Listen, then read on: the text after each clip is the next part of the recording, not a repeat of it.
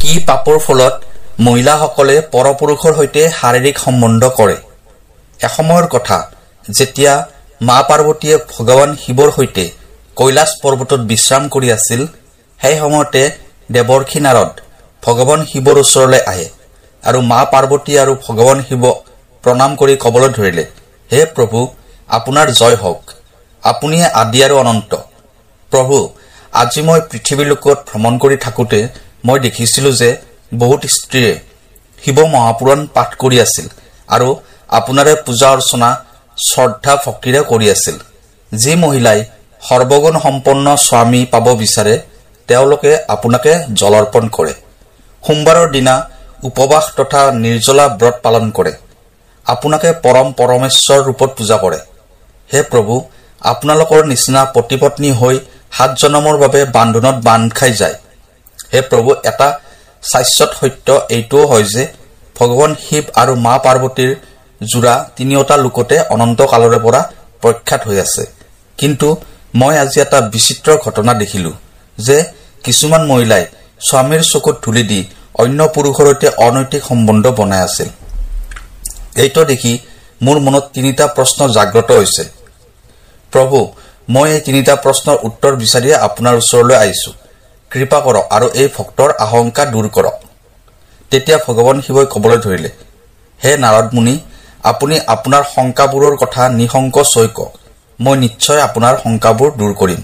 তেতিয়া দেৱৰ্ষি নাৰদে কবলৈ ধৰিলে, প্ৰভু, মোৰ প্ৰথম প্ৰশ্নটো হ'ল যে কি পাপৰ ফলত মহিলাসকলে পৰপুৰুষৰ সৈতে সম্বন্ধ কৰে? মোৰ দ্বিতীয় প্ৰশ্নটো হ'ল যে স্বামীক প্ৰতাৰণা কৰা মহিলাসকলৰ কি হয়? আৰু মোৰ তৃতীয় প্ৰশ্নটো হ'ল মহিলাসকলে নিজৰ স্বামীৰ বাহিৰে অন্য পুৰুষৰ সৈতে সম্বন্ধ কৰিলে কেনেকুৱা পাপ হয়? তেতিয়া ভগৱান শিৱই কবলৈ ধৰিলে, হে নাৰদ মুনি, আপুনি সমস্ত নাৰী জাতিৰ কল্যাণৰ বাবে মহত্বপূৰ্ণ প্ৰশ্ন কৰিছে। এই প্ৰশ্নবোৰৰ উত্তৰ মই আপোনাক এই কাহিনীটোৰ মাধ্যমেৰে দিব বিচাৰিছো। আপুনি এইটো মনোযোগেৰে শুনিব। যিসকল স্ত্ৰী পুৰুষে এই কাহিনীটো মনোযোগেৰে শুনে তেওঁলোকৰ সকলোবোৰ মনোকামনা পূৰ্ণ হৈ যায় তথা তেওঁলোকে মনে বিচৰা জীৱনসংগী লাভ কৰে। যিয়ে এই কাহিনীটো প্ৰচাৰ কৰে তেওঁৰ ওপৰত মোৰ কৃপাদৃষ্টি সদায় থাকে। তেতিয়া দেৱৰ্ষি নাৰদে কবলৈ ধৰিলে, হে প্ৰভু, মই এই কাহিনীটো সম্পূৰ্ণ মনোযোগেৰে শুনিম আৰু ইয়াৰ প্ৰচাৰ কৰিম। তেতিয়া ভগৱান শিৱই কবলৈ ধৰিলে, হে নাৰদ মুনি, এসময়ৰ কথা ব্ৰহ্মাই যেতিয়া সৃষ্টি নিৰ্মাণ কৰাৰ কাৰ্য আৰম্ভ কৰিছিল তেতিয়া স্ত্ৰীসকলক ৰচনা কৰিবলৈ বহুত বছৰৰ অভ্যাস কৰি প্ৰতিটো অংগ আৰু সেই অংগবোৰৰ ভিতৰত থকা গুণৰ ৰচনা কৰিব লগা হৈছিল। মনটোক অতি জটিল প্ৰকাৰেৰে নিৰ্মাণ কৰিব লগা হৈছিল। সেয়েহে মহিলাসকলৰ মন বুজি পোৱাটো বহুত কঠিন হয়। মহিলাসকলৰ মনৰ ভিতৰত সৰলতা আৰু নিষ্ঠুৰতা দুয়োটা বস্তুৱে দিয়া হৈছিল। ঠিক সেইদৰে ব্ৰহ্মাই নিজৰ শৰীৰৰ পৰা এজনী কন্যা উৎপন্ন কৰিছিল যাৰ নাম অহিল্যা আছিল। এই অহিল্যাক দিয়া এটা অভিশাপৰ বাবে আজি বহুত স্ত্ৰীয়ে পৰপুৰুষৰ সৈতে সম্বন্ধ কৰে। এই অহিল্যাৰ কাহিনীটোত আপুনি সকলোবোৰ প্ৰশ্নৰ উত্তৰ পাই যাব। দেৱী অহিল্যা অত্যন্ত সুন্দৰী, গুণৱতী, চৰিত্ৰৱান স্ত্ৰী আছিল। অহিল্যাই বৰদান লাভ কৰিছিল যে সকলো সময়তে এজনী দেখাত 16 বছৰীয়া গাভৰু ছোৱালীৰ দৰে হৈ থাকিব আৰু কেতিয়াও তেওঁৰ সৌন্দৰ্য কমি নাযায়। তাৰপিছত এদিন ব্ৰহ্মাই অহিল্যাক শিক্ষা লাভ কৰাৰ বাবে মহাৰিষি গৌতমৰ আশ্ৰমত পঠাই দিছিল। অহিল্যা ইমানেই সুন্দৰী আছিল যে তাইক পত্নী ৰূপত পাবলৈ দেৱ দানৱ সকলোৱে ইচ্ছা কৰিছিল। মহাৰিষি গৌতমৰ আশ্ৰমত সম্পূৰ্ণ সুৰক্ষিতভাৱে শিক্ষা গ্ৰহণ কৰাৰ পিছত মহাৰিষি গৌতমে অহিল্যাক ব্ৰহ্মাৰ ওচৰলৈ পঠাই দিব বিচাৰিলে।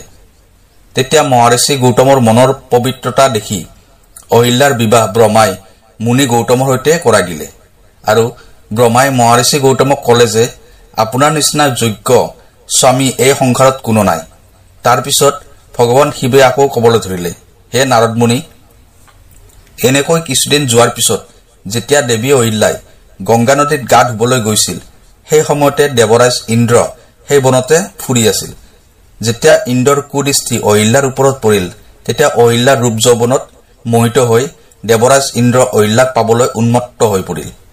যেতিয়া ইন্দ্ৰই গম পালে যে অহিল্যাৰ বিবাহ ঋষি গৌতমৰ সৈতে হৈছে তাৰ পিছতো দেৱৰাজ ইন্দ্ৰই অহিল্যাৰ পিছ এৰি দিয়া নাছিল।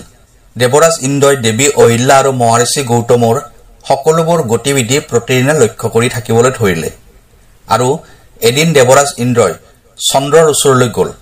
ভগৱান শিৱে আকৌ ক'বলৈ ধৰিলে, হে দেৱৰ্ষি, যেতিয়াই কোনোবা ব্যক্তিয়ে নিজৰ মিত্ৰ নিৰ্বাচন কৰে তেতিয়া তেওঁলোকৰ বিচাৰধাৰা একেই হয়। যেনে কোনোবা চোৰৰ মিত্ৰ চোৰে হয় আৰু ভাল মানুহৰ মিত্ৰ ভালে হয়। তাৰ পিছত এদিন ইন্দ্ৰ আৰু চন্দ্ৰই পৰিকল্পনা কৰিলে যে এদিন ৰাতি দেৱৰাজ ইন্দ্ৰই গৌতম ঋষিৰ বেশ ধৰি দেৱী অহিল্যাৰ ওচৰলৈ যাব আৰু চন্দ্ৰই এই কাৰ্যটোত ইন্দ্ৰক সহায় কৰিব।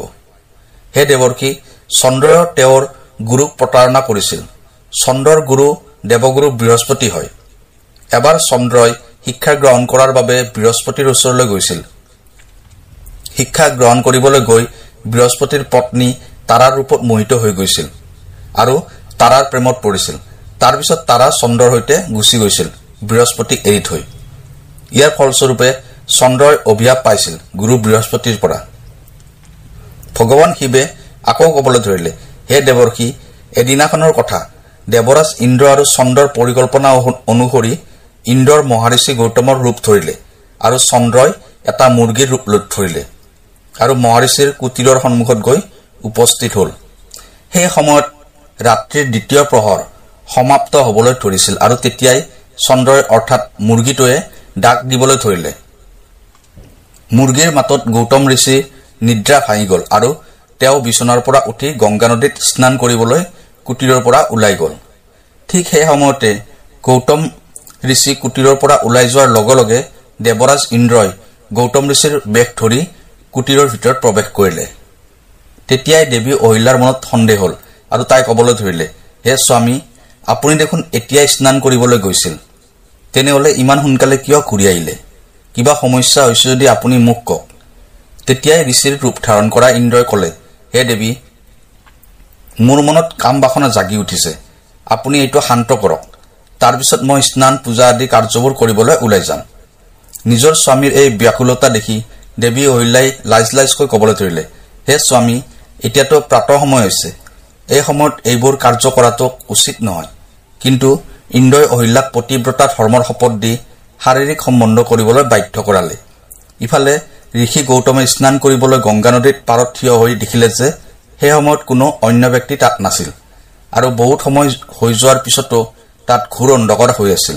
তেতিয়া তেওঁৰ মনত এটা বিপদৰ আভাস হল আৰু তেওঁ অতি সোনকালে তেওঁৰ ঘৰলৈ উভতি আহিলে আৰু ঋষিয়ে দেখিলে যে কোনোবা অন্য ব্যক্তি তেওঁৰ দৰে বেশ ধৰি তেওঁৰ পত্নীৰ সৈতে ভোগবিলাস কৰি আছে। ঋষি গৌতমক হঠাতে দেখি দেৱী অহিল্যা আৰু ইন্দ্ৰ আচৰিত হৈ গল আৰু লাজতে তেওঁলোক দুয়ো নিজৰ নিজৰ বস্ত্ৰবোৰ পৰিধান কৰিলে। তেতিয়াই ঋষি গৌতমৰ পত্নীৰ এনেকুৱা অৱস্থা দেখি তেওঁৰ বহুত খং উঠিল আৰু তেওঁ ক'বলৈ ধৰিলে, হে দুষ্ট নাৰী, আজি তুমি তোমাৰ পতিব্ৰতা ধৰ্মৰ খণ্ডন কৰিছা। আজি এই ক্ষণতে তোমাক মই ত্যাগ কৰিছো। তুমি নিজৰ স্বামী আৰু পৰপুৰুষৰ মাজত একো পাৰ্থক্য দেখা পোৱা নাই। তুমি দেৱী হৈও এনেকুৱা ঘৃণিত আৰু সমাজৰ নিন্দনীয় কাৰ্য কৰিছা। আজি মই তোমাক আৰু সমস্ত নাৰী জাতিক এই অভিশাপ দিছো যে তুমি কেতিয়াও তোমাৰ কাম বাসনাক শান্ত কৰিব নোৱাৰিবা। সদায় ভোগবিলাসৰ মায়াত নিজৰ ধৰ্মও পাহৰি যাবা। তাৰ পিছত দেৱী অহিল্যাই স্বামীৰ চৰণত পৰি ক্ষমা প্ৰাৰ্থনা কৰিব ধৰিলে। তাৰ পিছত গৌতম ঋষিয়ে পত্নীক ক'বলৈ ধৰিলে, হে অহিল্যা, আজি তুমি কেৱল তোমাৰ পতিব্ৰতা ধৰ্মটোৱে ভংগ কৰা নাই, লগতে তুমি তোমাৰ গুৰুকো ভয়ংকৰ অপমান কৰিছা, যাৰ পৰা মুক্তি পোৱাটো অসম্ভৱ। মই তোমাক অভিশাপ দিছো, এই সময়ত তুমি এটা শিল হৈ যোৱা। সেই সময়তে ঋষি গৌতমে যেতিয়া চন্দ্ৰ আৰু ইন্দ্ৰৰ ফালে চালে, দুয়ো গৌতম ঋষিৰ খং দেখি নিজৰ নিজৰ আচল ৰূপত আহি গল। মুনিৰ চৰণত পৰি কাকুতি মিনতি কৰিবলৈ ধৰিলে। কিন্তু ঋষি গৌতমে ক্ৰোধিত হৈ দেৱৰাজ ইন্দ্ৰক এই বুলি অভিশাপ দিলে যে যি যোনিৰ লালসাত তুমি এই ঘৃণনীয় কাৰ্য কৰিছা, ইয়াৰ ফলস্বৰূপে তোমাৰ শৰীৰত 1000 যোনিৰ উৎপন্ন হ'ব। আৰু তেওঁ চন্দ্ৰকো অভিশাপ দিলে। সেই সময়তে ব্ৰহ্মা হৈ অন্য দেৱতাসকল তাত উপস্থিত হল। হৈ যোৱাটো তেওঁলোকে নোহোৱা কৰিব নোৱাৰে, কাৰণ মুনিয়ে অভিশাপ দিছিল। যেতিয়া এই সকলোবোৰ কথা দেৱতাসকলে জানিব পাৰিলে, তেতিয়া তেওঁলোকে ঋষি গৌতমক মিনতি কৰিলে, দেৱী অহিল্যাৰ মুক্তিৰ সময় সুধিলে। তেতিয়া ঋষি গৌতমে ক'লে যে ত্ৰেতা যুগত শ্ৰীহৰিৰ অৱতাৰত শ্ৰীৰাম আহিব আৰু এই পাষাণৰূপী শিলৰ মূৰ্তিটো ভৰিৰে চোৱাৰ পিছত অহিল্যাই এই পাপৰ পৰা মুক্তি পাব। তেতিয়ালৈকে এই স্ত্ৰীৰ আত্মাই ঘোৰ নৰক যন্ত্ৰণা ভোগ কৰিব লাগিব। তেওঁ যমৰাজৰ দ্বাৰা দিয়া সকলোবোৰ নৰক যন্ত্ৰণা ভোগ কৰিব লাগিব আৰু ইমানবোৰ নৰক যন্ত্ৰণা ভোগ কৰাৰ পিছতো তেওঁ কোনোবা তুচ্ছ প্ৰাণীৰ ৰূপত জন্ম ল'ব লাগিব। আনফালে দেৱৰাজ ইন্দ্ৰৰ শৰীৰত হাজাৰজনী যেতিয়া ওলাই আহিলে তেতিয়া সকলোবোৰ দেৱী দেৱতাই হাঁহি হাঁহি তেওঁক উপহাস কৰিব ধৰিলে। তেতিয়া ইন্দ্ৰ সহিত সকলোবোৰ দেৱতাই এই অভিশাপৰ পৰা মুক্তি পোৱাৰ উপায় বিচাৰিব ধৰিলে। তেতিয়া গৌতম ঋষিয়ে সকলোকে সন্মান জনাই সেই যোনিবোৰক চকুলৈ পৰিৱৰ্তন কৰি দিলে। তেতিয়া ভগৱান শিৱই আকৌ কবলৈ ধৰিলে, হে দেৱৰ্ষি, এতিয়া আপুনি বুজি পালেনে কি অভিশাপৰ বাবে স্ত্ৰীসকলে পৰপুৰুষৰ সৈতে সম্পৰ্ক কৰে। যি স্ত্ৰীয়ে পৰপুৰুষৰ সৈতে ভোগবিলাসত লিপ্ত হয় তেওঁ বহুত বছৰলৈ নৰক যন্ত্ৰণা ভোগ কৰিব লগা হয়। যি স্ত্ৰীয়ে নিজৰ পতিব্ৰতা ধৰ্ম পালন কৰে তেওঁলোকৰ ওপৰত মোৰ আশীৰ্বাদ সদায় থাকে। যদি কোনোবা স্ত্ৰীয়ে অজানিতে এনেকুৱা পাপ কৰে তেতিয়া তেওঁ ঘোৰ নৰক যন্ত্ৰণা ভোগ কৰিব লগা হয় আৰু যিকোনো প্ৰকাৰৰ ব্ৰত তপ উপবাসৰ ফল প্ৰাপ্তি কৰিব নোৱাৰে। তেওঁলোকৰ সকলোবোৰ পুণ্য কৰ্ম শূন্য হৈ যায়।